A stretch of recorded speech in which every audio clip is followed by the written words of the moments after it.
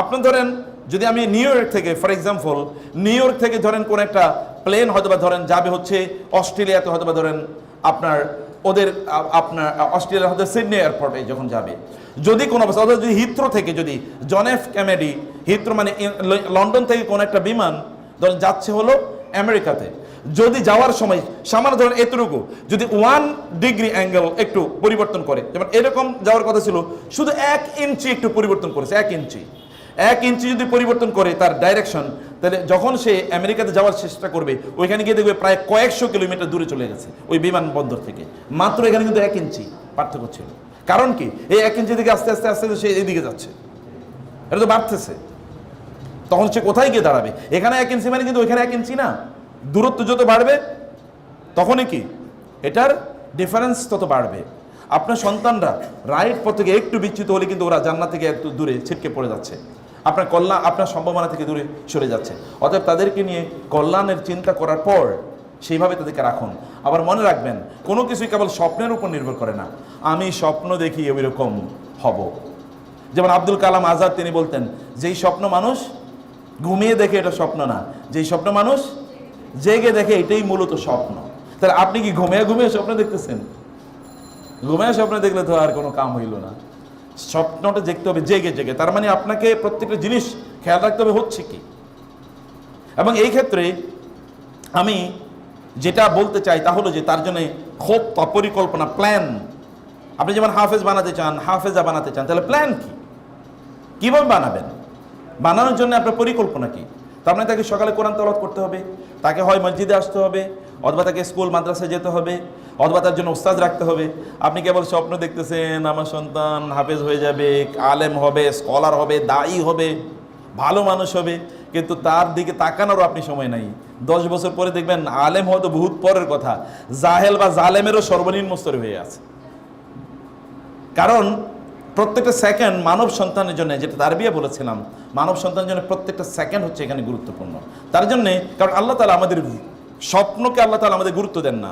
কোরআন আল্লাহ তাআলা বলেছেন, লাইসা বি আমানিইকুম ওয়ালা আমানি আহলিল কিতাব, তোমাদের স্বপ্ন আর আহলি কিতাবদের স্বপ্ন দিয়ে কিছু যাবে না, স্বপ্ন দিয়ে কিছু হবে না। আহলি কিতাবরা তারা চিন্তা করতো লান তামাসসানান নারু ইল্লা আইয়ামান মা'দুদাত, আরে জাহান্নামে আমরা কোনোদিন যাব না, যদি যাইও তাহলে 40 দিনের জন্য যাব। কারণ কি, 40 দিন তারা ওই যে গরুর পূজা করেছিল, 40 দিন ইব্রাহিম মানে মুসা আলাইহিস সালাম অনুপস্থিতিতে, মনে করছে এতটুকুই। কিন্তু আল্লাহ তাআলা বলেছেন লাইসা বি আমানিইকুম, এমনকি আমাদেরকে লক্ষ্য করে আল্লাহ বলেন তোমরাও এরকম স্বপ্ন দেখা লাভ নাই। স্বপ্নের উপর কিছু নির্ভর করে না, এটা ডিপেন্ড করে বাস্তবতার উপর তুমি কি করছো। অতএব প্রিয় বোনেরা, সন্তানদেরকে বলছি, ভাইয়েরা, সন্তানদেরকে সত্যিকার অর্থে, আপনার সন্তান জগৎ বিখ্যাত একজন আলেম হলো, আপনি বলেন তো মা হিসেবে আপনার গর্বটা কোথায় তখন যাবে? আপনি তখন কেমন ফিল করবেন? এই দিকে তাকান, 20 বছর পরের দিকে তাকান প্লিজ। এবং এই কারণে এটা একটা পেইনস টেকিং টাস্ক, এটা কিন্তু একটা কষ্টকর একটা পথ, একটা কৃষকের মতো। কৃষক যদি রোদে না পড়ে, বৃষ্টিতে না ভেজে, এবং যদি ওইখানে সবচেয়ে ভালো মানের বীজ বপন না করে, বীজ বপনের পর এটাকে যদি ভালো করে না নেড়ায়, সেখানে যদি ওয়াটারিং ভালো করে না করে, সেখানে যদি আগাছাগুলো ভালো করে দূর না করে সেখান থেকে, এবং সেখানে যদি আপনার ওই যে মানে কীটনাশক যদি না দেয়, এমনকি সেখানে যদি আপনার সার বা ইত্যাদি যদি না দেয়, তাইলে এই গাছ কোনোদিন ভালো ফলন দেবে না। আপনার সন্তান যদি একটা সাধারণ গাছের সাথে তুলনা করি, মানব সন্তানকে মানুষ করা তার চেয়েও ডিফিকাল্ট, কিন্তু একটা গাছের প্রতি যদি একজন কৃষকের এমন যদি তার এমন যদি ইয়ে থাকে, মানে তার প্রতি একজন কৃষকের যদি এমন দায়িত্ব থাকে, তাহলে আমাদের কেমন। এবং কোরআনের একটা আয়াতকে আমরা মিসআন্ডারস্ট্যান্ড করি, তরকে নিসা উকুম হারসুকুম ফাতু হারসাকুম আন্না শাইতুম, তোমাদের স্ত্রীরা তোমাদের জন্য ফসলের ক্ষেতের মতো, অতএব ফসলের ক্ষেত্রে তোমার যেমনি মনে হচ্ছে সেমনি যাও। এটাকে মানুষ ভিন্নভাবে ব্যাখ্যা করে, কিন্তু এটা রিয়েল মিনিং আছে, যে মিনিংটা আমি বুঝেছি। সে মিনিং হলো, একটা ফসলের জমিকে একজন কৃষক যেমনিভাবে টেক কেয়ার করে, তোমাদের স্ত্রীদেরকে এরকম টেক কেয়ার করো। কারণ তারা তো তোমাদের ফসলের জমি, তাদের মাধ্যমে তো তোমার ফসল তৈরি হবে। তো জমির কোনো খবর নিলা না, তুমি ফসল ভালো পাবা কোত্থেকে? জমির তুমি খবর নিলা না, তুমি ভালো ফসল পাবে কোত্থেকে? তার মানে এই জমিটাকে তোমাকে ভালো করে তোমাকে উৎপাদনের জন্য নেড়াতে হবে, সার দিতে হবে, তাকে টেক কেয়ার করতে হবে, কোনো কিছু এসে তাকে ক্ষতি করছে কিনা এগুলো দেখতে হবে। তো জমিন যদি ভালো না হয় তাহলে কিভাবে হবে? কারণ আল্লাহ সুবহানাহু ওয়া তাআলা বলেছেন, আল বালাদুত তাইয়্যিবু ইয়াখরুজু নাবাতুহু ওয়াল্লাযী খাবুসা লা ইয়াখরুজু ইল্লা নাকিদা। আল্লাহ তাআলা বলেছেন ভালো একটা জমিন থেকে ভালো ফসল আসে, একটা খারাপ জমিন থেকে খারাপ ফসল আসে। জমিন ভালো মন্দ হয় না, ভালো মন্দ হয় কৃষকের কারণে। এই কারণে ব্রাদারদের কারণে সিস্টারদের, অথবা সিস্টারদের প্রতি যদি ঠিক মতো টেক কেয়ার না করা যায় তাহলে এটা ভালো ফসলের জমিন হিসাবে, তার মানে কৃষক হিসাবে ভালো না। আমি বলি যে আপনাদেরকে যদি বলি কৃষানি আপনারা, তাহলে আপনাদের কৃষানি, আপনাদের সন্তানরা কিন্তু আপনাদের ফসল প্রডিউস। আপনি যদি শস্য ক্ষেত্র হয়ে থাকেন তাহলে আপনার সন্তানরা তো ফসল। তাহলে এই সন্তানদেরকে আপনি কিভাবে তাদেরকে উৎপাদন করবেন, আপনি কিভাবে? প্রত্যেকটা সেকেন্ড এখানে গুরুত্বপূর্ণ বোনেরা।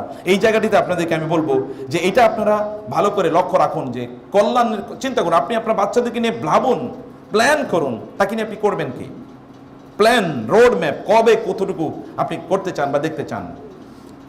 ব্যবসায়ীরা তাদের ব্যবসার জন্য তার রোড ম্যাপ তৈরি করে। দেশেরও দেখবেন পঞ্চবার্ষিকীও কি, পঞ্চবার্ষিকী প্ল্যান, মানে 5 বছরের প্ল্যান কিন্তু প্রত্যেকটা রাষ্ট্র করে। Short term plan, long term plan. স্কুলে আপনি আমাদের সম্মানিত ভাইস প্রিন্সিপাল স্যারকে জিজ্ঞেস করে দেখুন তো স্কুলের প্ল্যান ওনার আছে কিনা। আছে। তাহলে আপনার সন্তান কি আপনার জন্য কোনো প্রতিষ্ঠান না?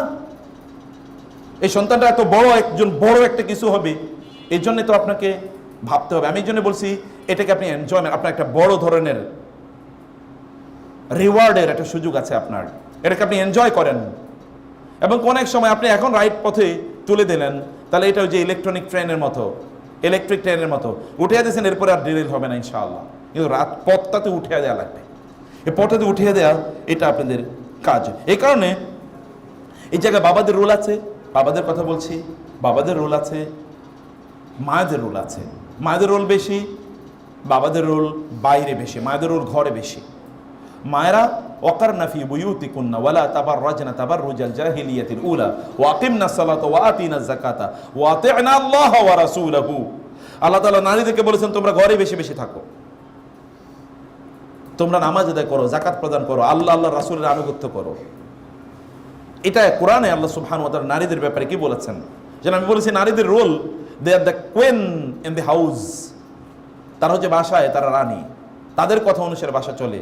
ওয়াল মারআতু রাইয়াতুন ফি বাইতি যাওজিহা। রাসূল সাল্লাল্লাহু বলেছেন নারী তিনি একজন স্ত্রী, তিনি তার স্বামীর বাসার রানী, দায়িত্বশীলা। দায়িত্বশীলা মানে কি? তিনি রানী এখানকার, তিনি আমিরা এখানকার। আপনার এটা আপনার রাজত্ব, ইট ইজ ইউর কিংডম। আপনার কিংডমে যারা প্রজা আছে, প্রজারা কিভাবে চলবে, you will have to plan. আপনাকে সেই প্ল্যানটি আপনাকে অবশ্যই গ্রহণ করতে হবে।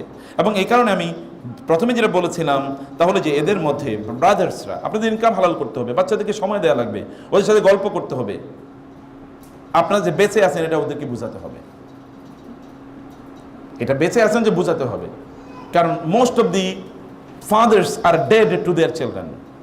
কারণ কি, বাবার হচ্ছে একটা কি ব্যাংকের মতো, শুধু টাকা ইনকাম করে। আর ব্যাংকে যেরকম আপনি যান একটা নির্জীব প্রাণী, মানে নির্জীব একটা জিনিস, কোনো জীবন নাই, যায় টাকা তোলে, এরপরে কি ওর কাজ হলো এটাই। তো বাবারা যেন এরকম না হয়, নির্জীব যেন না হয়, জীবন্ত হতে হবে। ওরা বুঝুক যে আমার বাবা বেঁচে আছেন, ওরা ফিল করুক। বাবা থাকবে না তারা ভাবতেই পারে না, এরকম হওয়া দরকার। যেমন মাকে ছাড়া ওরা একটা মুহূর্ত থাকতে পারে না। আপনি দেখবেন যে অধিকাংশ ফ্যামিলিতে মা হয়তো দোষ করেছে, বাবার প্রতি অন্যায় করেছে, তারপরে দেখবেন ওই ছেলে মেয়ে ঘুরে ফিরে মায়ের কাছেই যায়। কারণ কি? কারণ যে মা তো ওর আশ্রয়, মাকে তো 24 ঘন্টা দেখে, মাই ওর সুখে দুঃখে ওর পিছনে দৌড়ায়, বাবাদেরকে তো খুঁজে পাওয়া যায় না, চাকরি বাকরি অথবা এরপরে আড্ডাখানা, এর বাইরে কিছু নেই। তাইলে সময় দিতে হবে বাবাদেরকে, মায়েদেরকে। নসিহাগুলো অধিকাংশ মায়েদের জন্য করছি, কিন্তু বাবাদের কয়েকটা বিষয় এখানে একটু বলে রাখলাম। বন্ডিং তাদের মধ্যে ডেভেলপ করা, এবং একেবারে আর্লি চাইল্ডহুড থেকে তাদের সাথে ভালোবাসার সম্পর্ক, হৃদ্যতার সম্পর্ক তৈরি করা, হার্ট টু হার্ট রিলেশন তৈরি করা, অন্তরে অন্তরে কথা হবে, অন্তরে অন্তরে, এরকম অন্তরে অন্তরে কথা বলার মতো রিলেশন তাদের মধ্যে তৈরি করা। বুঝতে পেরেছেন? এরপরে যে বিষয়টি চতুর্থ, প্রিয় বোনেরা, তা হলো নলেজ অ্যান্ড এডুকেশন। তাদের মধ্যে জ্ঞান তাদের মধ্যে দিতে হবে। জ্ঞান তাদের মধ্যে তৈরি করার জন্যে আমাদের কাজ করা দরকার। নলেজ, মানুষকে আল্লাহ সুবহানাহু ওয়া তাআলা সৃষ্টি করেই যে জিনিসটি দিয়েছেন তার নলেজ আপনি জানেন। ওয়াল্লামা আদামাল আসমাআ কুল্লাহা, আল্লাহ তাআলা আদমের মধ্যে নলেজটা তিনি ফুঁকে দিয়েছিলেন। ফানাফাখতু ফি মিন রূহি ফাকাউ লাহু সাজিদিন।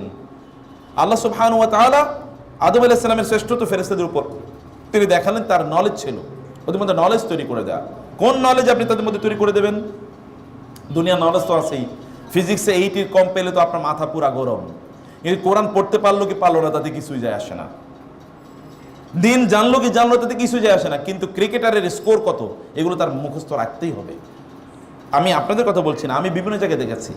একবার এক বিশাল বড় লোকের বাসায় গেলাম, যাওয়ার পরে নাতিরে আমার কাছে নিয়ে আসলো, বলো শেখ আমার এই নাতি তো প্রতি বছর 2 বার কোরআন খতম করে। শেষ এই আলোচনা। এরপরে ওর ক্রিকেটারদের সবার নাম মুখস্থ, এমনকি 10 বছর আগে কে কত স্কোর করছিল সে বলে দিতে পারে। আমি বললাম সুবহানাল্লাহ, প্রাইড, অহংকারের জায়গাটা কোথায়, কোন জায়গায় গিয়ে তিনি অহংকার করছেন? তিনি নলেজ বলতে আমরা আসলে কি বোঝাচ্ছি? নলেজ কি কেবল ইনফরমেশনের নাম? বাংলাদেশের তো একটা বিসিএস নামে হচ্ছে, এটাকে যদি বলা হয় বাংলাদেশের ব্রেনগুলোকে ড্যামেজ করে দেওয়ার একটা যন্ত্র, তাহলে এটা বললে মোটামুটি সাজে। কারণ ওইখানে কি হয়, কেবল কিছু তথ্য মুখস্থ করে অমকে কত সালে জন্ম নিয়েছিল, তমকে কত সালে মারা গেছে, ওই সালে কি হয়েছে তো ওই সালে, এর বাইরে কোনো কিছু নেই। আপনি এটা দিয়ে কি করবেন? কোরআনে কেউ যদি একটা সাল দেখাতে পারেন, আমি চ্যালেঞ্জ করে গেলাম। এমনকি আপনাদের নবী কোন সালে জন্ম নিয়েছে বলেন তো? কোরআনে আছে এরকম কোনো আলোচনা? কোনো আলোচনা নাই। তার জন্মের আলোচনাও নাই, এমনকি তার মৃত্যুর আলোচনাও নাই কোরআনে, বরং তার জীবনের আলোচনা আছে। তাহলে আপনার এগুলো তো, information is not knowledge. Knowledge is something else. Knowledge একটা ভিন্ন জিনিস। এই নলেজ ওদের মধ্যে তৈরি করে দেয়া। এবার বাচ্চারা কীভাবে নলেজেবল হবে? মা কিছুই জানে না, বাপও কিছুই জানে না।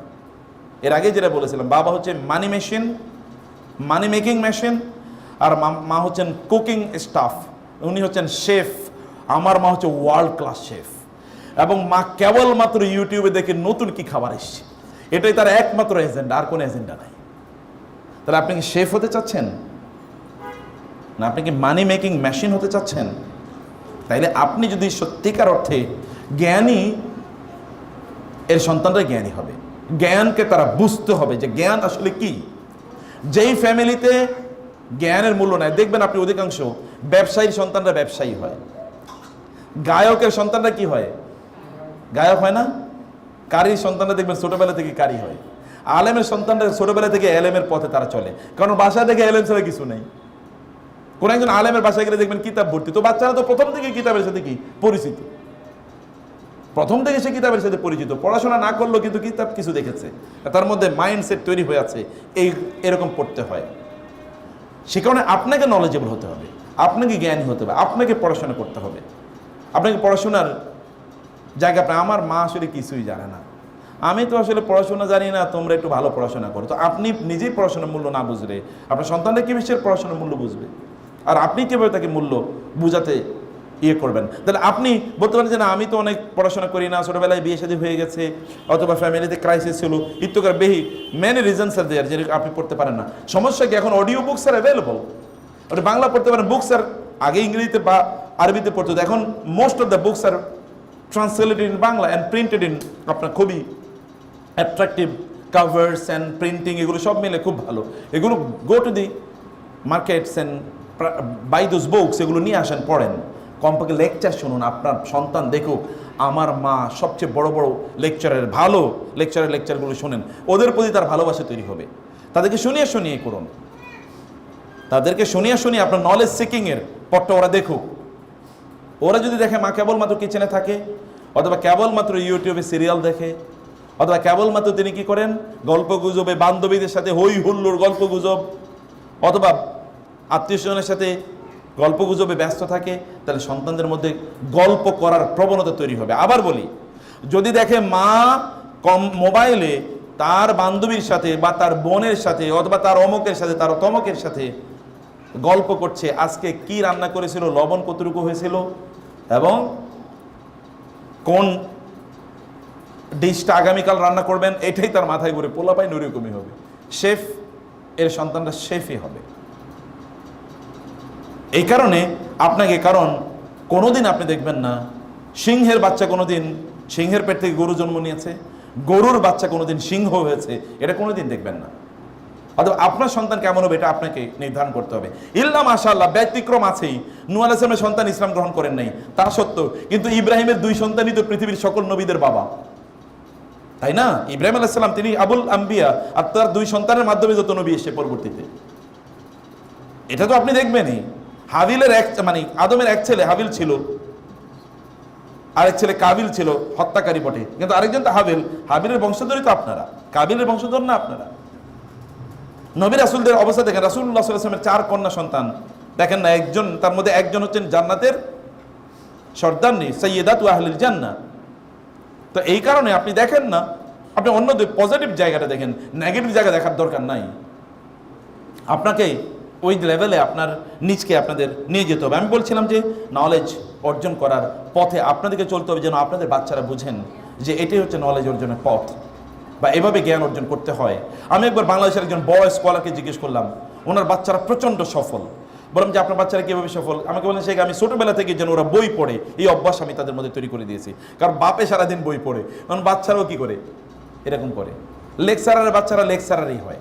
কারণ ও দেখছে বাচ্চাকে বাপ সারাদিন বা মা সারাদিন সে আবার লেকচার দেয়, অথবা ও লেকচার দেয় শিখেছে। আপনি নলেজ সিকিংয়ের পথটা আপনার বাচ্চাদের জন্য আপনি উন্মুক্ত করে দিন। রাসূলুল্লাহ সাল্লাল্লাহু আলাইহি ওয়াসাল্লাম কীভাবে করতেন ভালো করে শুনুন বোনেরা। রাসূলুল্লাহ সাল্লাল্লাহু আলাইহি ওয়াসাল্লাম বাচ্চাদেরকে কখন শেখাতেন জানেন? ডাইনিং টেবিলে। আমাদের ডাইনিং টেবিলে কি থাকে আলোচনার আইটেম? আহা একটু ঝাল কম হইলো, তরকারি মাত্র আজকে একটা, ডাল রান্না করো নাই, এগুলো this are the issues of our discussion. কিন্তু রাসূলের ডাইনিং টেবিলে আলোচনা কি থাকতো? ডাইনিং টেবিল মানে হচ্ছে দস্তরখান। আপনি আবার ফতোয়া নিয়ে যান না যে ও তাইলে তো ডাইনিং টেবিল ব্যবহার করা যায়, আমি সেই কথা বলছি না। যায় কি যায় না ওই ফতোয়ায় আমি যাচ্ছি না। ফিক নিয়ে আমার আলোচনা একেবারেই কম, আমি ফিককে এত মানে ফিকের আলোচনা করতে আমার কমফোর্ট আমি ফিল করি না। আমি যেটা বলছি, আপনার ডাইনিং টেবিলে বা আপনার ডাইনিং আইটেমের মধ্যে একটা ইস্যু থাকুক, হলো কি জ্ঞান, একটা জ্ঞান। রাসূল সাল্লাল্লাহু আলাইহি ওয়াসাল্লাম ওই যে বাচ্চাকে বলেছেন, ইয়া গোলাম সাম্মিল্লাহ, হে গোলাম যখন তুমি খাবে, হে বাচ্চা, গোলাম মানে বাচ্চা, হে বাচ্চা যখন তুমি খাবে তখন আল্লাহর নাম নিয়ে খাবে, ডান হাত দিয়ে খাবে, এবং কি তোমার সামনে থেকে খাবে, প্লেটে কিভাবে তুমি খাবে এটা তিনি শেখাচ্ছেন। এটা তো একটা এক্সাম্পল, এরকম হাজারো এক্সাম্পল রাসূলের জীবনে আছে। তিনি কিভাবে শিখিয়েছেন। তিনি বাচ্চাদেরকে কি করতেন, নিয়ে হয়তো বা ধরেন হেঁটে কোথাও যাচ্ছেন, হাত ধরে ধরে বাচ্চাদের হাত ধরে যাচ্ছেন, যেমন আপনি আপনার বাচ্চাকে হাত ধরে নিয়ে আসেন। আমার ব্যক্তিগত অভিজ্ঞতা ছিল, মানে হলো আমার বাচ্চাদেরকে আমি যত দোয়া আছে দোয়া মুখস্থ করিয়েছি গাড়িতে, বাসা থেকে স্কুলে আসবে এতটুকু গাড়িতে আমি দোয়া মুখস্থ করিয়েছি, বিশ্বাস করুন, যত দোয়া। এবং ছোট পিচ্চিরা বড় বড় দোয়া মুখস্থ পারে আল্লাহর রহমতে। তো কীভাবে ওই যে বাসা থেকে পর্যন্ত, এখানে হয়তো বা যখন ট্রাফিক জ্যামে পড়ে থাকতাম, এই 15-20 মিনিটে সব দোয়া এখানে পড়তে হবে, এখানে চুপ করে কেউ থাকতে পারবে না, এবং আওয়াজ করে আমার কানে তার আওয়াজ আসে, এরকমভাবে তাকে পড়তে হবে। আপনি যখন বাচ্চাকে নিয়ে আসতেন, আমি কাছ থেকে শিখেছি রাসূলের কাছ থেকে সাল্লাল্লাহু আলাইহি ওয়াসাল্লাম। তিনি আব্দুল্লাহ ইবনে আব্বাসকে তার গাড়ির পেছনে, তার গাড়ি মানে হচ্ছে তার ওট, এর পেছনে তিনি বসালেন, বসে তারপর বলি, ইয়া গোলাম ইন্নী উআল্লিমুকা বিকালিমাতিন, হে বৎস আমি তোমাকে কয়েকটা জিনিস শেখাতে চাই। কি কি? এই এই এই এই তিনি শেখাচ্ছেন। রাসূল সাল্লাল্লাহু আলাইহি ওয়াসাল্লাম বাচ্চাকে হয়তো হাত ধরে নিয়ে যাচ্ছেন, আনাস রাদিয়াল্লাহু তাআলা আনহুকে নিয়ে যাচ্ছেন, এবং আনাস রাদিয়াল্লাহু তাআলা আনহুকে নিয়ে তিনি বাচ্চাদের এলাকায় গেলেন, ওইখানে গিয়ে তিনি সালাম দিলেন। আনাস রাদিয়াল্লাহু তাআলা শিখলেন কি করতে হয়। আমি আপনারা বাচ্চাদেরকে শেখানোর জন্য উপলক্ষ তৈরি করুন, ডাইনিং টেবিলে শেখান, হাঁটতে হাঁটতে শেখান, বেড়াতে গিয়েছেন শেখান, যখন আপনি সকালবেলা অথবা ধরুন বিকালবেলা যখন তার সাথে ছাদে বসে থাকবেন, পর্দার মধ্যে অবশ্যই, অথবা যখন ব্যালকনিতে বা বারান্দায় বসে থাকবেন, সেখানেও তাকে ওগুলো বলুন। একটা যেন একটা লার্নিং এনভায়রনমেন্ট, এটা যেন একটা ইউনিভার্সিটি হয় আপনার বাসাটা। এভরি টাইম তারা কোনো না কিছু তারা শিখছে। আপনি তাদের জন্য মায়েরা, আল উম্মু মাদ্রাসাতুন ইযা আ'দাতাহা আ'দাত শাবান তাইয়িবাল আরাকি, মুসলিমরা বলেন মা হচ্ছেন প্রকৃত পক্ষে শিক্ষা প্রতিষ্ঠান, মাদ্রাসা, ইউনিভার্সিটি। যদি তুমি মাকে এভাবে তৈরি করতে পারো, ভাইদের কথা বলছি, যদি তুমি মাদেরকে এভাবে তৈরি করতে পারো, তাইলে মায়েদের মাধ্যমে তুমি এমন একটা জাতি তৈরি করলে যাদের পার্সোনালিটি আছে, ব্যক্তিত্ব আছে, সেলফ এস্টিম, আত্মমর্যাদা তাদের আছে, এবং তারা সত্যিকার থেকে হাই ব্রিড, তারা কি খুবই উন্নত মানের বীজ, তারা খুবই উন্নত মানের বীজ। এই বীজ তুমি তৈরি করলে মূলত এদেরকে ফেতরাতের উপর রাখা। পঞ্চম যে বিষয়টি, তাদের ফেতরাত যেন কোনোভাবে নষ্ট না হয়ে যায়, ফেতরাতের উপর তাদেরকে রাখতে হবে। ফেতরাত কি? ফেতরাত আল্লাহ তাআলা তাদেরকে যেই গুণ দিয়ে তৈরি করেছেন। আল্লাহ তাদেরকে কি গুণ দিয়ে তৈরি করেছেন? গালিগালাজ করার গুণ, মারামারি করার গুণ, ভাঙ্গাভাঙ্গি করার গুণ, সিনেমা দেখার গুণ, গান গাওয়ার গুণ, টয়লেটে গিয়ে 3 ঘন্টা বসে আছে। কি রে, টয়লেটে 3 ঘন্টা কেন বসে থাকলো? টয়লেটে কত সময় থাকা উচিত? একটা বাচ্চার টয়লেটে কত সময় থাকা উচিত? দরজা বন্ধ করে রুমের মধ্যে করে কি? তার দরজা কেন বন্ধ থাকবে? বাচ্চাদের দরজা কেন বন্ধ? ও তো দরজা খোলা থাকবে, কেবল ঘুমের আগে দরজাটা বন্ধ করতে পারে, তাও বন্ধ রাখবে না যদি বড় মেয়ে না হয়। আদারস দরজা বন্ধ থাকবে, তার দরজা, তার কম্পিউটার টেবিলটা কেন এরকম বাঁকা করা? ওই কম্পিউটার টেবিলে বাঁকা টেবিলে করে কি? ও কেন আপনার মোবাইলটা নিয়ে চুরি করে ও চলে গেল? মোবাইলটা নিয়ে ও করতেছে কি? সেখানে কি আছে? আপনার ওয়াইফাই কতক্ষণ বাসায় অন থাকে এবং কেন অন থাকে? আপনার বাচ্চারা কয়টায় ঘুমাতে যায়, কেন এত পরে ঘুমাতে গেল? আপনি ঘুমিয়ে পড়েন, তারপরে টুটু টুটু করে আওয়াজ শোনা যায়, কি করে ওরা ওই সময়? ওর ল্যাপের নিচে কি কোনো কিছু ডিভাইস আছে? এগুলো চেক করা দায়িত্ব আপনার। You should ensure. এখানে আপনাকে এনশিওর করতে হবে, অন্যথায় অনেক সময় সে হয়তো বা কাঁদবেন, তখন আর কান্নায় কোনো কাজ হবে না। এখন কাঁদার দরকার নেই, এখন হাসতে হাসতে ওদেরকে মানুষ করুন। এখন হাসতে হাসতে মানুষ করুন, তাহলে আজীবন হাসবেন। আর এখন আপনি অন্য জিনিসে ব্যস্ত থাকেন, তাহলে আজীবন কাঁদতে হবে। এ সন্তানদের জন্য আপনাকে কাঁদতে হবে। ফিতরাত, তাদের ফিতরাত যেন কোনো অবস্থায় নষ্ট না হয়। ফিতরাত নষ্ট করার জন্য শয়তান রয়ে গেছে। শয়তানের কাজ হচ্ছে ফিতরাত নষ্ট করা। আদম আলাইহিস সালামকে আল্লাহ সুবহানাহু ওয়া তাআলা জান্নাতে বললেন, জান্নাতে যেখানে ইচ্ছে সেখানে উসকুন ওয়া যাওজুকাল জান্নাত, তুমি এবং তোমার স্ত্রী জান্নাতে থাকো। মানুষ মধ্যে দুইজন, কি মজা, তাই না? পুরোটা একটা হানিমুন টাইপের একটা সময়, যে এইভাবে তুমি থাকো। এখনো তো ওইখানে তো কোনো সন্তান টন্তান কিছুই হয় না, কেবল স্বামী স্ত্রী টুগেদার, একজন আরেকজনে, যে আমি তোমার জন্য, তুমি কেবল আমার জন্য, এইরকম একটা টাইপের সময়। আর আল্লাহ তাআলা বলেন, লা তাকরাবা হাযিহিশ শাজারা, don't come closer to this tree. কেবল একটা মাত্র গাছ, জান্নাতে গাছ কয়টা? হ্যাঁ, কয়টা গাছ বলতে পারেন কেউ? অগণিত না? অগণিত মানে তো অগণিত, অগণিত অগণিত। এইরকম জান্নাতে, জান্নাতের ছোট একটা জায়গা না যে এটা অ্যামাজন ট্রি অথবা সুন্দরবন, তার চেয়ে তো বড় নাকি ছোট তার চেয়ে? এইরকম জান্নাতে একটা মাত্র গাছের কাছে যেতে নিষেধ করেছেন। শয়তান ওই গাছটাই খুঁজে বের করছে। কত বড় শয়তান হতে পারে এটা চিন্তা করে দেখেন। ও কেবল ওই গাছটাই খুঁজে বের করেছে এবং ওইখানে আদমের নিয়ে ছাড়ছেই আলাইহিস সালাম। শয়তানের ফিতরাতটাকে নষ্ট করে দেওয়ার জন্য ওর হিউজ এফর্ট আছে। আপনার সন্তানকে আপনি আল্লাহর পথে আনার জন্যে বা ভালো মানুষ বানানোর জন্যে আপনার কিন্তু ডিভাইন প্রিপারেশন অলরেডি আছে। আল্লাহ থেকে প্রদত্ত অলরেডি তার মধ্যে ওই কি জিনিস, ইকুইপমেন্ট তার মধ্যে আছে, ম্যাটেরিয়াল তার মধ্যে আছে। শয়তান ওই ম্যাটেরিয়ালগুলো ধ্বংস করে দিতে চায়। শয়তান কখনো কখনো কারো পেছনে 10 বছর চেষ্টা করে তাকে কি করার জন্যে? পথভ্রষ্ট করার জন্য। 10 বছর পর্যন্ত তারা দিয়ে ভালো কাজ করিয়েছে। যেমন কোন এক লোকের দিয়া শয়তান কেমন উদ্বুদ্ধ করবে, তুমি ইবাদত করো, ইবাদত করো, ইবাদত করো, ইবাদত করো। কোন এক সময় সে বলবে, আমি আল্লাহর ইবাদত করতে করতে এখন এমন একটা অবস্থা দাঁড়িয়েছে, আল্লাহর সাথে এখন আমার রিলেশন তৈরি হয়ে গেছে। এখন আল্লাহ তাআলা আমারে বলছে, তোর আর ইবাদত করা লাগবে না, তুই এখন কি ইবাদত মুক্ত, এখন আর তোর শরীয়ত লাগবে না, এখন তুই কেবল মারিফত নিয়ে থাক। বুঝতে পারে না শয়তান কোথায় তাকে আক্রমণ করেছে? শয়তান অলরেডি বলছে এখন কি, এখন ওই লোক ঘুরে এবং বলে, ওই লোক ঘুরে আর বলে যে আমি মনে মনে আল্লাহর ইবাদত করি। কিসে আল্লাহর ইবাদত করে? এখন তার শরীয়তি বলে, তোমরা তো মিয়া শরীয়ত নিয়ে আসো, আমরা অলরেডি মারিফত নিয়ে আসি, 24 ঘন্টায় আল্লাহর ইবাদত করি। এক লোক আমার বললো যে আপনি নামাজ পড়েন, নামাজ পড়েন না কেন? ওই লোকের জিজ্ঞেস করলাম, বলে নামাজ পড়েন মানে কি, আপনি কতটুকু নামাজ পড়েন? আমার কতটুকু নামাজ পড়ি মানে 5 ওয়াক্ত পড়ি। বলে তো আপনি 5 ওয়াক্ত কত ঘন্টা নামাজ পড়েন? আপনি নাহলে আধা ঘন্টা নামাজ পড়েন, আমি তো 24 ঘন্টায় নামাজ পড়ি। তাই বললাম সুবহানাল্লাহ, এটা কিভাবে সম্ভব? বলে আমি মনে মনে নামাজ পড়ি।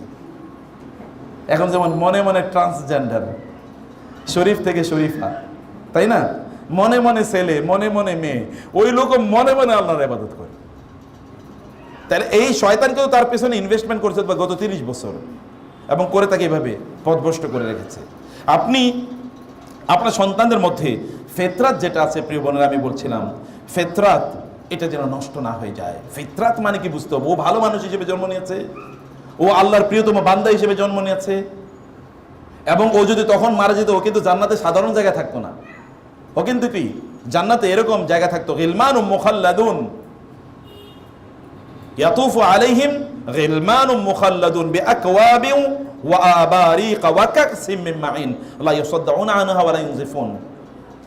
তাদের কাছে গিলমান মুখাল্লাদুন, চিরস্থায়ী কিছু বালক আপনাদের চারপাশে জান্নাতে ঘুরতেই থাকবে বিভিন্ন ধরনের পানপাত্র নিয়ে, পানপাত্র মানে বিভিন্ন ধরনের ড্রিঙ্কস নিয়ে আপনাদের সামনে থাকবে। এই ড্রিঙ্কসগুলো আপনি খাবেন এবং ওরা আপনার পেছনে আপনার চারপাশে ঘুরবে। বাচ্চারা যদি এমনি দৌড়ায় তাহলে তো এমনি ভালো লাগে। আর জান্নাতের বাচ্চাদেরকে ব্যাপারে আল্লাহ তাআলা কি বলেছেন? কাআন্নাহুম লুলুউম মাকনুন। জান্নাতে এই যে আপনাদের বাচ্চারা যারা জান্নাতে যাবে, এদের ব্যাপারে আল্লাহ বললেন এরা হচ্ছে লুলুউম মাকনুন। যদি এমনিতে মুক্তা তো এমনি জলজল করে, কিন্তু যেই মুক্তাটি আপনি একেবারে যত্ন করে রেখেছেন, সামান্য ধুলাবালিও যেন এর মধ্যে না পড়ে, এটা কেমন জলজল করতে পারে বলেন তো? এইরকম জলজল যেন করবে, মুক্তর মতো এরকম জলজল করতেই থাকবে বাচ্চাগুলো। চেহারা থেকে আলো ঠিকরে পড়বে ফ্লাড লাইটের মতো। এইরকম বাচ্চাই তো আপনার সামনে, আপনাকে তো আল্লাহ এরকম বাচ্চা দান করেছেন। তো ওই বাচ্চাটাকে আপনি ফিতরাতের উপর রাখার জন্য আপনাকে চেষ্টা করতে হবে, আপনাকে কাজ করতে হবে ফিতরাতের উপর রাখার জন্য। এরপরে সপ্তম যে বিষয়টি, যে কথাটি, ষষ্ঠ যে বিষয়টি আপনাদেরকে বলছি বোনেরা, তা হলো আপনার ইমানের যে পিলারগুলো আছে, সে পিলারগুলোর সাথে তাকে সম্পৃক্ত করে দেন। যেমন নামাজ ইমানের পিলার। ইমান যেমন আল্লাহর ব্যাপারে ইমান, রাসূলের ব্যাপারে ইমান এবং ফেরেশতাদের ব্যাপারে ইমান, যেটা আমরা আগে বলেছি। ইমানে যত আর্টিকেলস আছে এগুলোর ব্যাপারে তাকে জানিয়ে দেবেন, এগুলো যেন তারা ভালো করে বুঝে। এবং তাদেরকে ইসলামের সপ্তম যে বিষয়টি, ইসলামের যে পিলারগুলো আছে, ইসলামের পিলারের সাথে তাদেরকে সম্পৃক্ত করে দেন। বিশেষ করে সলাত, নামাজ, as-সালাত ওয়া মা মালাকাত আইমানুকুম। নামাজের ব্যাপারে নো কম্প্রোমাইজ, কোনো কম্প্রোমাইজ নাই। নামাজ পড়তে হবে, নামাজ পড়াতে হবে, পাশে দাঁড় করিয়ে নামাজ পড়াতে হবে। এবার রোজা, জাকাত, দান সাদাকা ওদের মাধ্যমে করুন, যেন ওদের মধ্যে এই ফিলিং তৈরি হয়। রাস্তা দিয়ে যখন যাবেন আপনার বাচ্চাদের মাধ্যমে আপনি দান করুন, ও দান করা শিখুক। এটা একটা শিক্ষার নাম। ইন্নামা সবরু বিত্তাসাব্বুর ওয়া ইন্নামাল ইলমু বিত্তাআল্লুম, হাদিসে এসেছে। আপনি এটা প্র্যাকটিসের মাধ্যমে অর্জন করা লাগে, প্র্যাকটিসের মাধ্যমে। ইন্নামাল হিলমু বিত্তাহাল্লুম, ধৈর্য শেখা, এটা গ্র্যাজুয়ালি শিখতে, এটা অভ্যাস করতে হয়। বুঝতে পেরেছেন? অতএব এটা আপনাদের কাজ। অষ্টম যে বিষয়টি আমি আপনাদেরকে বলবো বোনেরা, তা হলো আপনাদের সন্তানদের মধ্যে পার্সোনালিটি ডেভেলপ করতে হবে, ব্যক্তিত্ব ডেভেলপ করতে হবে। কি ব্যক্তিত্ব? ইসলামিক ব্যক্তিত্ব তার মধ্যে ডেভেলপ করতে হবে। ইসলামিক ব্যক্তিত্ব তাকে আপনি তৈরি করতে হবে একেবারে ছোটবেলা থেকেই। মানে কিভাবে ইসলামিক ব্যক্তিত্ব তৈরি করবেন? তার মূল বক্তব্য হলো যে আপনাদের সন্তানরা তারা যেন মুসলিম হওয়াটার ক্ষেত্রে প্রাউড ফিল করে। I am a Muslim, I am proud that I am Muslim. আমার আইডেন্টিটি হচ্ছে আমি মুসলমান। এবং কোরআনে আপনি দেখবেন বারবার আল্লাহ তাআলা নবী রাসূলদের আলোচনা করতে গিয়ে বলেছেন ওয়া আনা আউয়ালুল মুসলিমিন, আমি প্রথম মুসলমান। ওয়া আনা আউয়ালুল আবিদিন, আমি প্রথম ইবাদতকারী, ইবাদতকারীদের মধ্যে আমি এক নম্বর, আমি শ্রেষ্ঠ। এটা হচ্ছে নবী রাসূলদের তাদের বৈশিষ্ট্য। তাদের সন্তানদেরকে এই জিনিসগুলো তারা শিখেছেন ছোটবেলা থেকেই, তাদের মধ্যে ইসলামিক পার্সোনালিটি তৈরি করে। যেমন বাচ্চাদের জামা কাপড় কেমন হবে, আপনি তার জন্য কি জামা কাপড় কিনে নিয়ে আসবেন? যখন বাজারে যাবেন, এখন ঈদের সময় ক্যাটরিনা ড্রেস, এটা হচ্ছে এখন পশ, এটা ট্রেন্ড। অতএব এটা আপনার না কিনলে কেমনে হয়? সবাই কিনতেছে বান্ধবীরা, তাহলে এটা আপনার না কিনলে কেমন হয়, তাই না? আর মিস্টার মেসি অঙ্কিত শার্ট অথবা টি শার্ট যদি আপনি না কিনে নিয়ে আসেন, তাহলে কেমন হইল? আমি তো বাংলাদেশ মুসলমানদের বাচ্চাদের গেঞ্জিও দেখেছি, এখানে কি চে গুয়েভারা অথবা হো চি মিন, এরকম লোকদের যারা মুসলমানদের বড় কিলার ছিল, ওদের নামগুলো পর্যন্ত ওয়ালা গেঞ্জি তারা পড়তেছে এবং পড়ে পড়ে তারা হাঁটতেছে। কে এই আদর্শকে তাকে চেনা?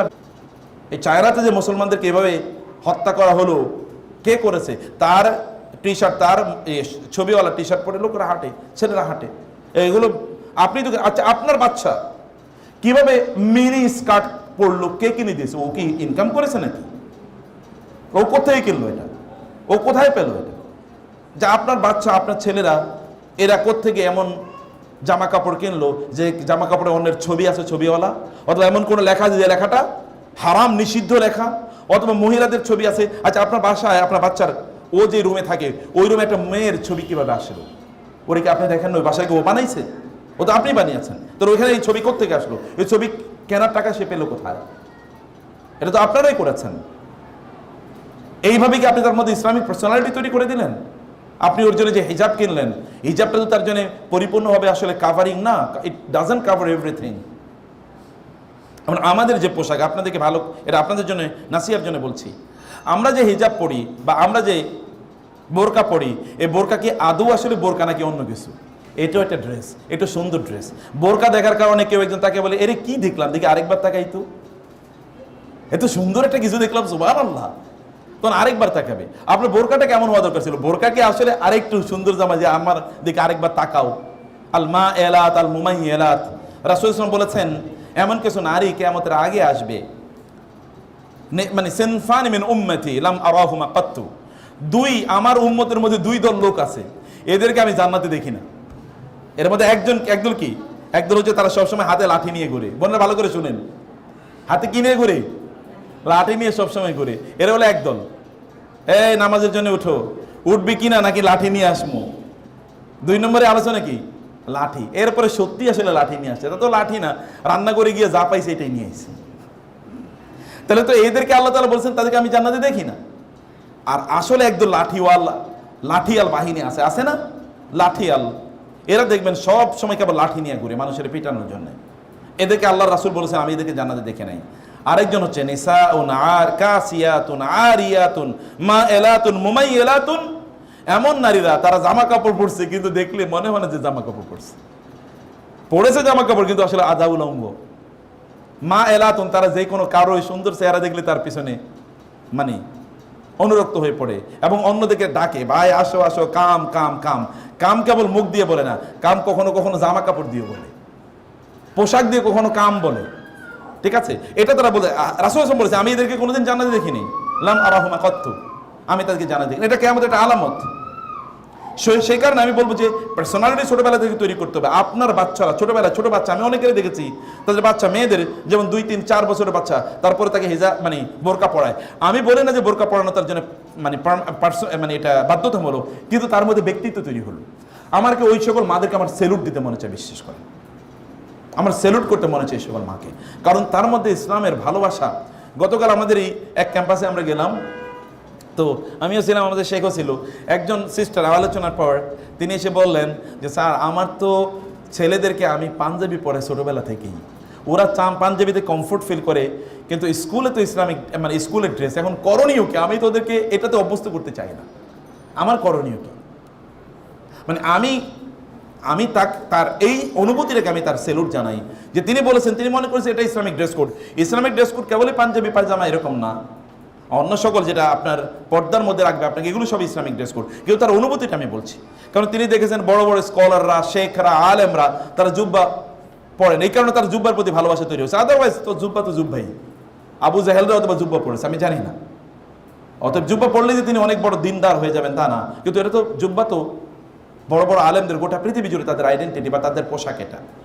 আপনার বাচ্চারা যখন ছোট বাচ্চারা ভালো করে খেয়াল করবেন, ছোট বাচ্চা যেমন মেয়েরা, বাসায় কোনো পুরুষ গেস্ট এসছে, আপনার ছোট বাচ্চা, ওর বয়স 3 হোক না 4 হোক না, ওই পুরুষের কাছে যেন ঘেঁষাঘেঁষি না করে, কারণ আপনি জানেন না মানুষের চরিত্র কোন লেভেলের।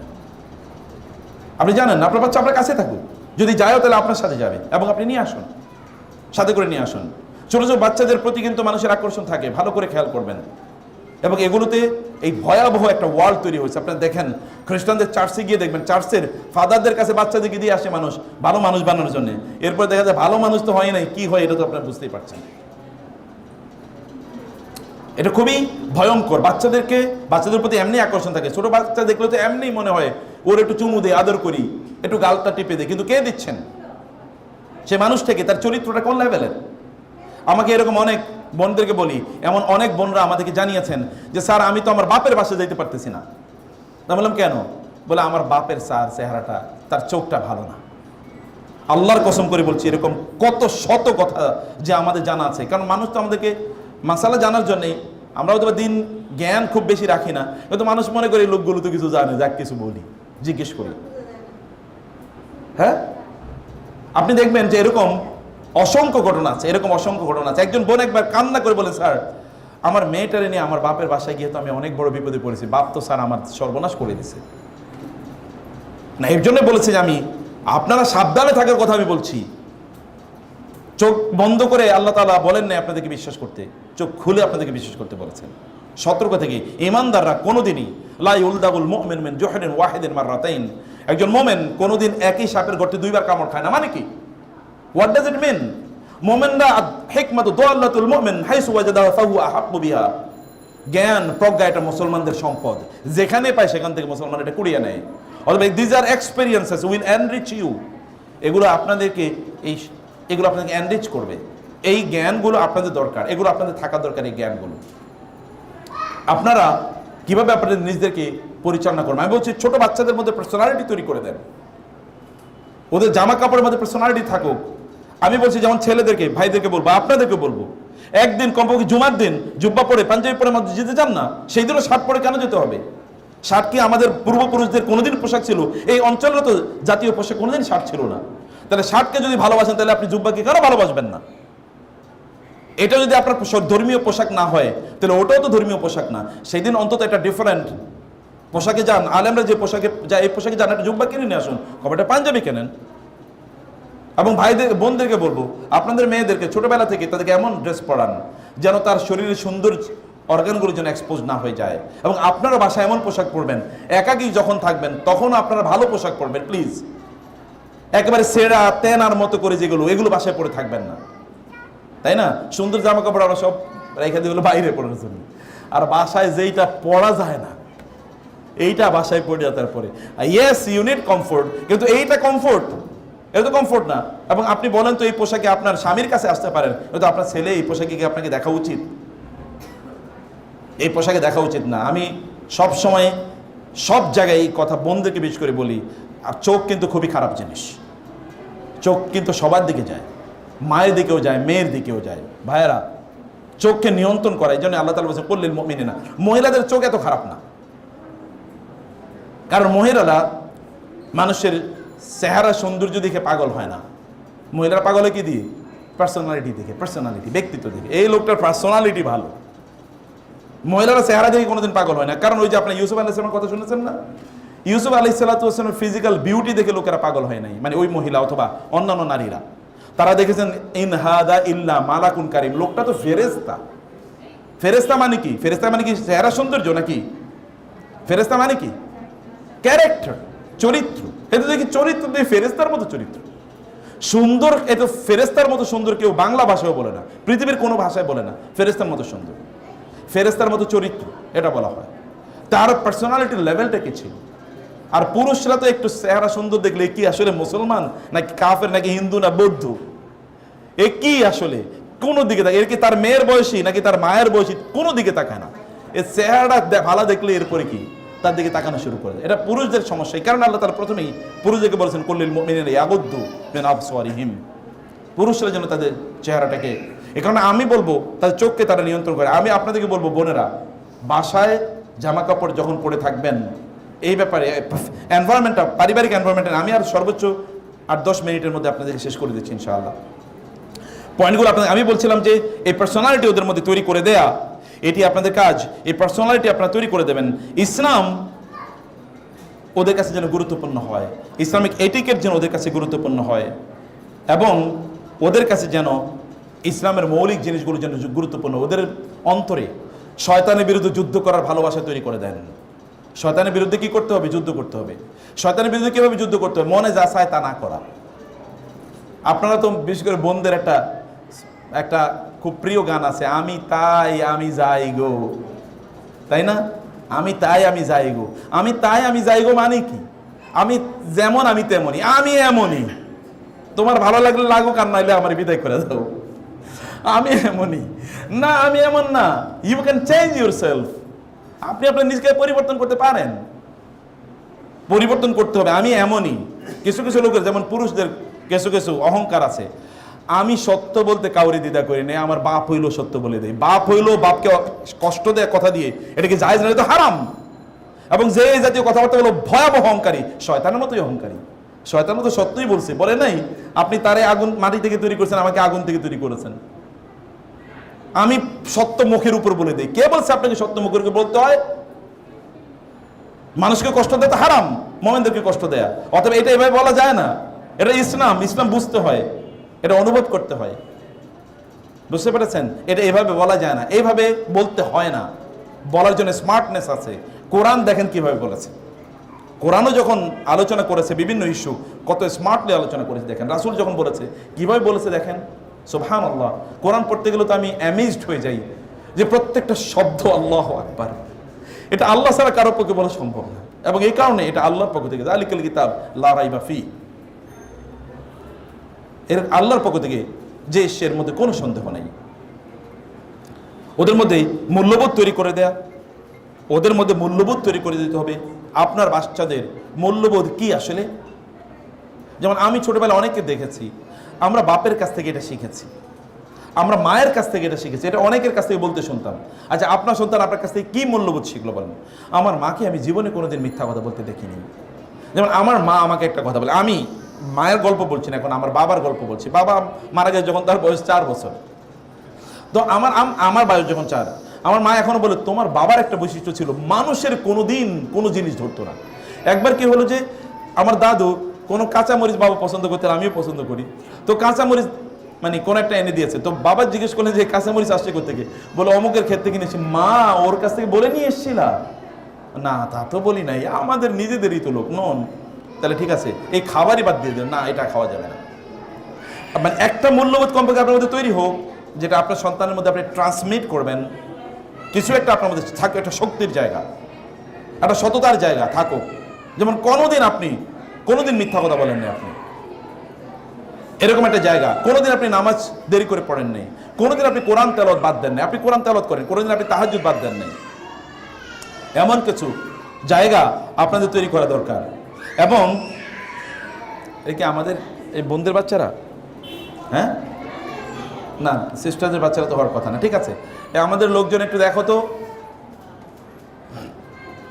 এটা গরমের কারণে বাচ্চারা হয়তো বা কান্না করছে। ওকে, আচ্ছা শুনুন, এদের মধ্যে বলছিলাম যে ওদের মধ্যে ইসলামের প্রতি ভালোবাসা, জিহাদের প্রতি ভালোবাসা ওদের মধ্যে তৈরি করে দেন। জিহাদকে কেবলমাত্র মানে পাশে অমুসলমান আছে তার বিরুদ্ধে যুদ্ধ করা, সবচেয়ে বড় জিহাদ কার বিরুদ্ধে যুদ্ধ? শয়তানের বিরুদ্ধে যুদ্ধ, সবচেয়ে বড় জিহাদ। অথবা এই যুদ্ধ ওরা করতে পারে কিনা? ঘুম থেকে উঠতে পারলো না, ফজরের নামাজ আদায় করতে পারলো না, কোরআন তেলাওয়াত করতে পারে না, শরীরটা ম্যাজ করে, ইসলামিক বই পড়তে মনে চায় না, কারণ এখন শার্লক হোমস পড়বে, অথবা কি রবিন হুড এখন দেখবে, অথবা ওই যে কি যেন আরেক নতুন আপনার যে ওই যে জাদু দেখায় কি যেন, হ্যাঁ হ্যারি পটার। সুবহানাল্লাহ, হ্যারি পটার তার খুবই প্রিয় চরিত্র, অথচ পুরাটা চরিত্র একটা হারাম চরিত্র, পুরাটা চরিত্রই হারাম, একটা ফটো এখানে হালাল নাই, কিন্তু ওটা তার প্রিয় ক্যারেক্টার, ওটা তার প্রিয় চরিত্র। এই পার্সোনালিটি তৈরি হয় নাই বোনেরা, ভাইয়েরা, ওদের মধ্যে পার্সোনালিটি তৈরি করে দেয়া দিতে হবে, শয়তানের বিরুদ্ধে যুদ্ধ করার পার্সোনালিটি। আমি বলছিলাম যে ইসলামিক পার্সোনালিটি তৈরি করতে হলে ইসলামিক পার্সনসদের সাথে তাদের পরিচয় থাকা লাগবে। আপনারা দেখেছেন বাংলাদেশে কিছুদিন আগে একটা ভিডিও আপনারা দেখেছেন যে ওটা সোশ্যাল মিডিয়াতে ভাইরাল হয়েছিল।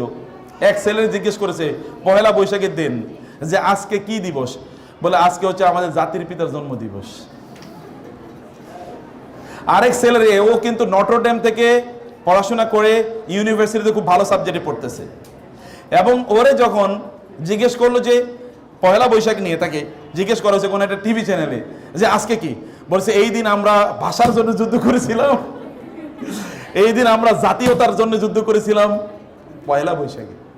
ও এত স্পিরিট নিয়ে বলতেছে। আরেক ছেলে আপনারা দেখেছেন ওই যে ইয়েতে তারা হোলি খেলা, হিন্দুদের হোলি খেলাতে ও নাচতেছিল ঢাকা বিশ্ববিদ্যালয়ের, এবং ওইখানে ইয়ের দিনই, রোজার দিনই, ওরে যখন বলছে তুমি এগুলো কেন করছো, এবং ছেলে মেয়েরা একসাথে কেউ আবার মদও খাইতেছে, বলছে আল্লাহ উইল আন্ডারস্ট্যান্ড, আল্লাহ বুঝবে যে 1-2 দিন এরকম করা যায়। বুঝতে পেরেছেন? তার মধ্যে কি হয় নাই, পার্সোনালিটি ডেভেলপ করে নাই।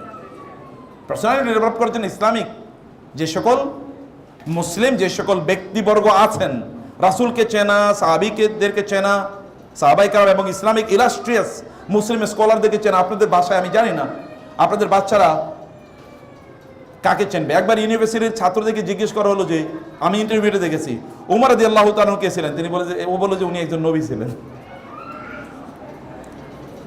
এবং আরেক ছেলে বলছে আরো ইন্টারেস্টিং, উনি বাংলাদেশের স্বাধীনতা যুদ্ধের একজন মহানায়ক ছিলেন।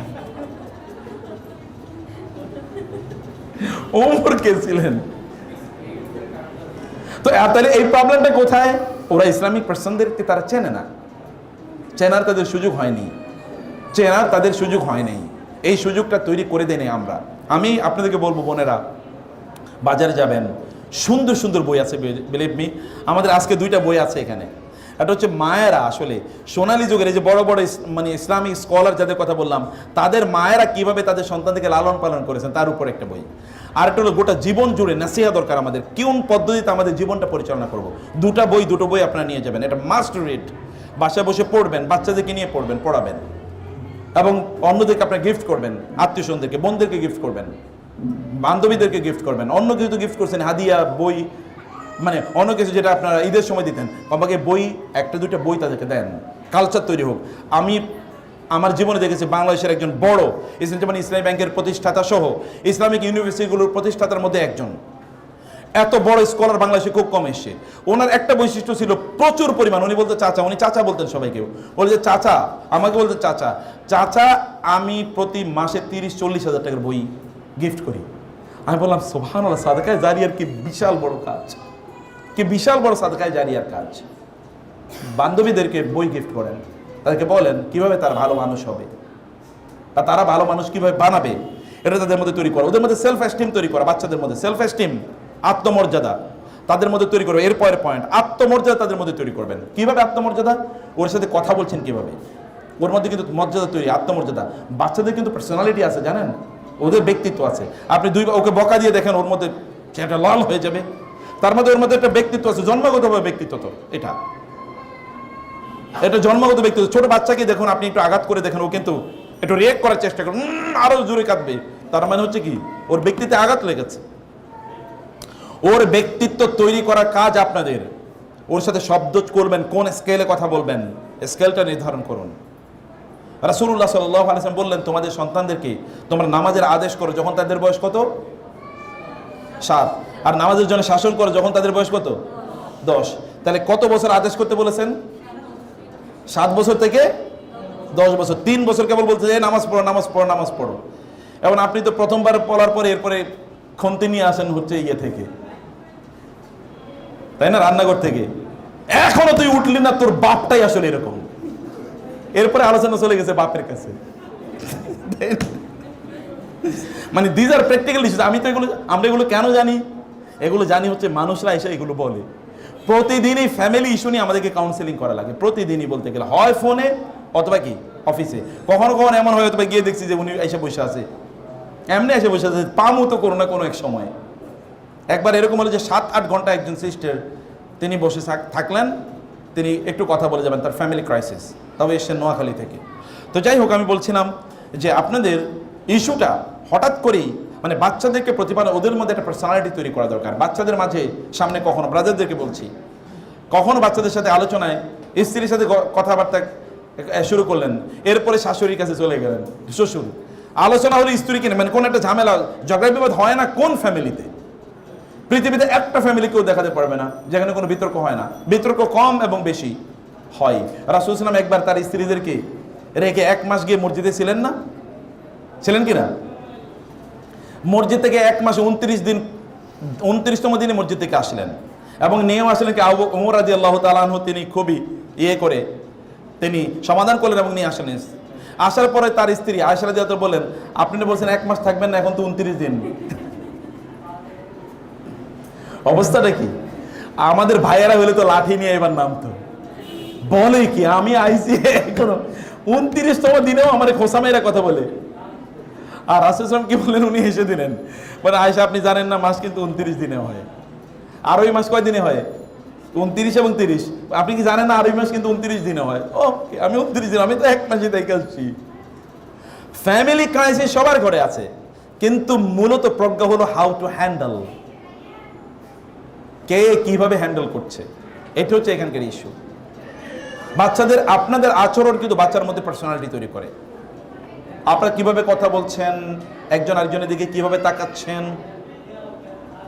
ওদের সাথে কিভাবে আপনারা আচরণ করছেন, ওদের সাথে সম্মানজনক কথাবার্তা বলা।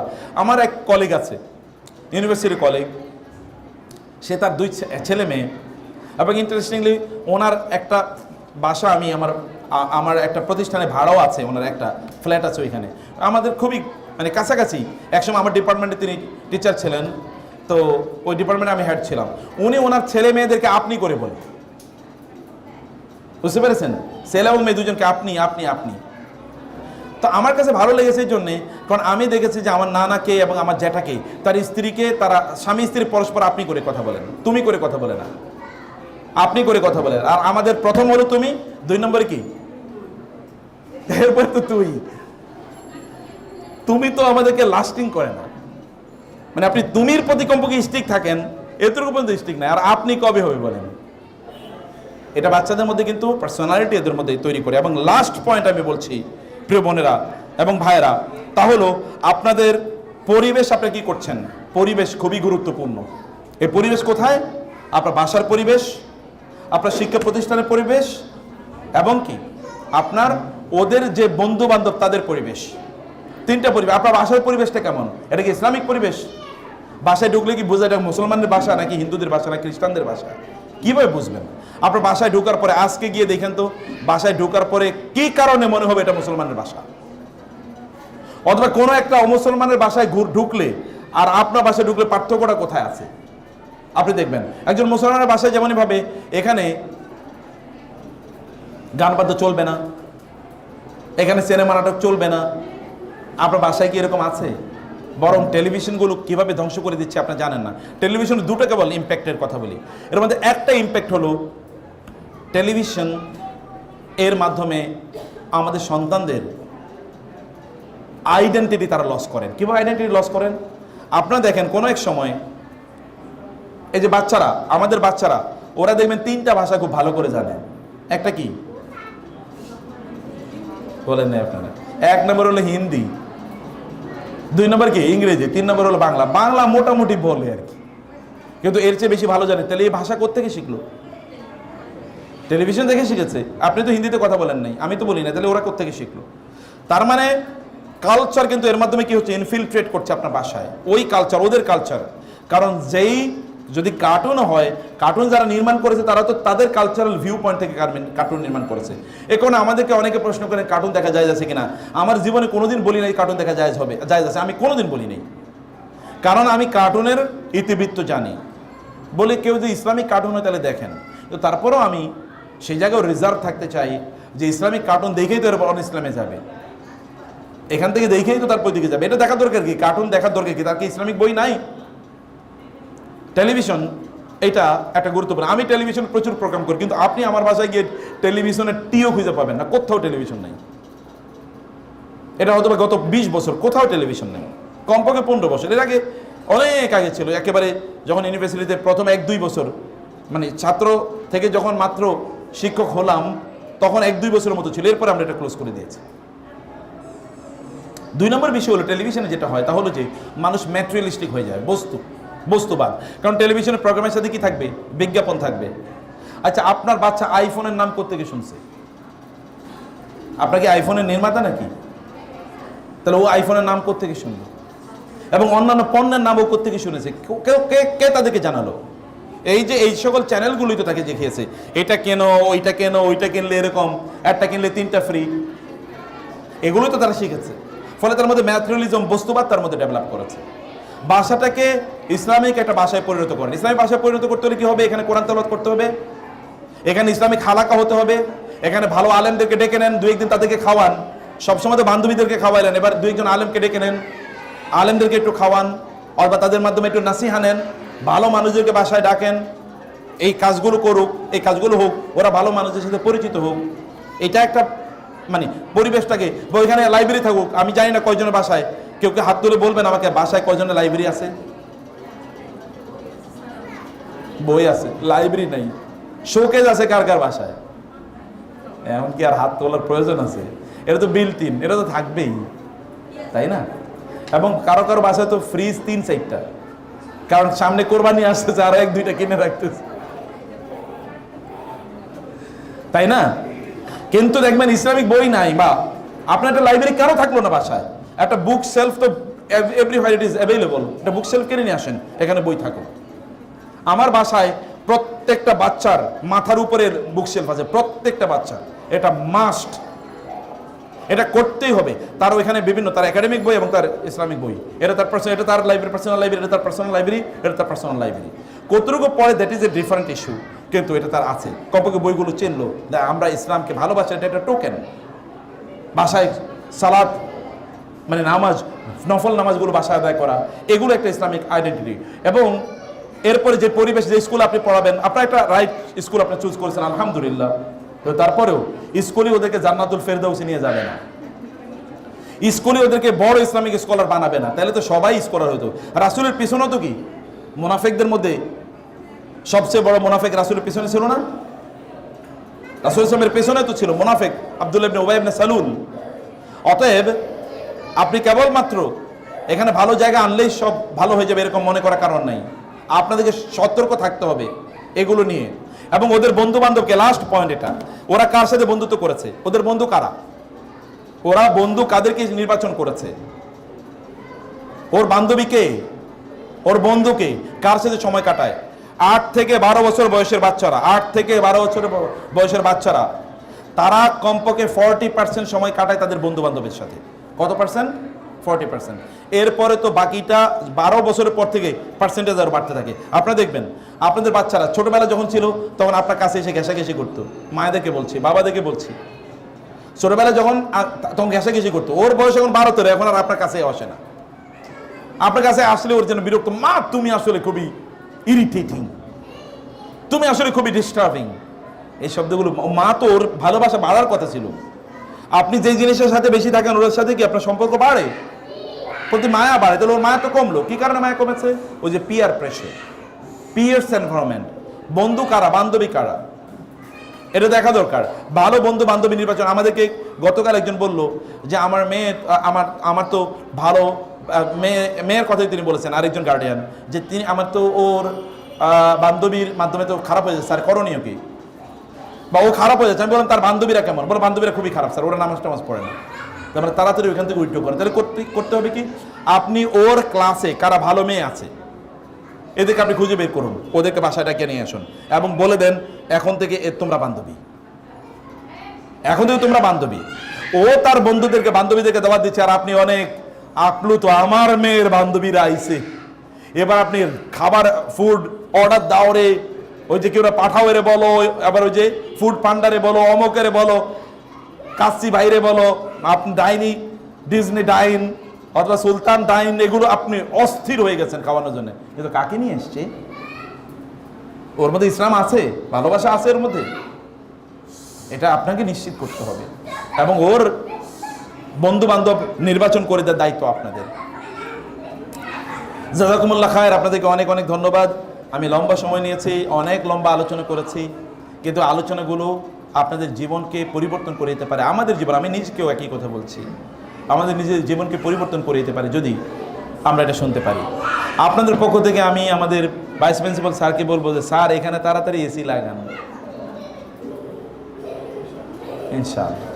তো ঠিক আছে, থ্যাংক ইউ ভেরি মাচ। আর সেশনগুলো আরও হবে, আপনারা আসবেন।